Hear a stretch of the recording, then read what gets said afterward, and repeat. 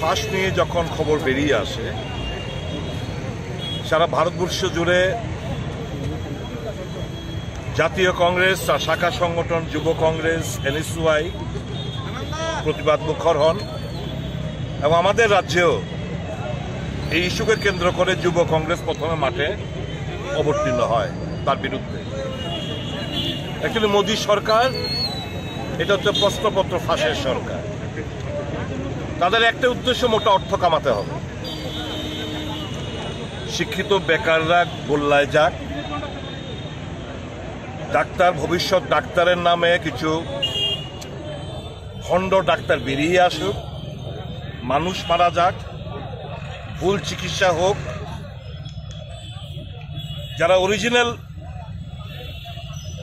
স্থান আধিকারিক যারা করার কথা ছিল তাদেরকে পেছনে ঠেলে দিয়ে যারা টাকা দিতে পেরেছে এবং এই প্রশ্নপত্রগুলো যারা পেয়েছে তারা দেখেছেন তারা বিশাল নাম্বার পেয়েছে, কেউ কেউ তো 720 মধ্যে 720, এবং বহু ঘটনা হয়েছে যারা 720 পেয়েছে ঠিকই নিটে, কিন্তু 12-এ তারা ফেল হয়েছে।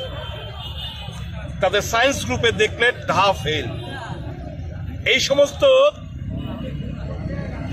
ছাত্রছাত্রীরা তারা সুযোগ পেয়ে যাচ্ছে। কাজেই অন্ধকারে কানাগুলিতে ঠেলে দিতে ইচ্ছুক শিক্ষিত বেকার সমাজকে মোদী সরকার, এটা আমরা হতে দেব না।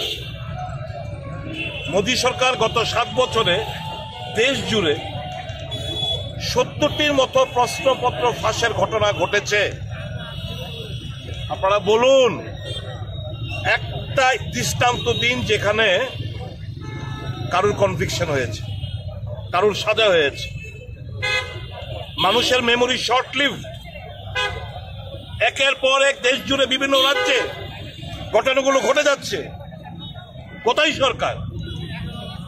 যারা দোষী, যারাই ষড়যন্ত্র লিপ্ত, যারাই পেপার লিক করে মোটা অঙ্ক কামাচ্ছে, মেধা মার খাচ্ছে, যারা অনুপযুক্ত তাদেরকে সুযোগ পাই দিচ্ছে, কোথায়? কাউকে পেয়েছেন, দেখতে পেয়েছেন সাদা হতে? কাজে এই ভ্রষ্ট সরকার, এটা প্রেতাত্মার সরকার না, কি উনি বলেন পরমাত্মা, এটা প্রেতাত্মার সরকার হিসাবে পরিচিত।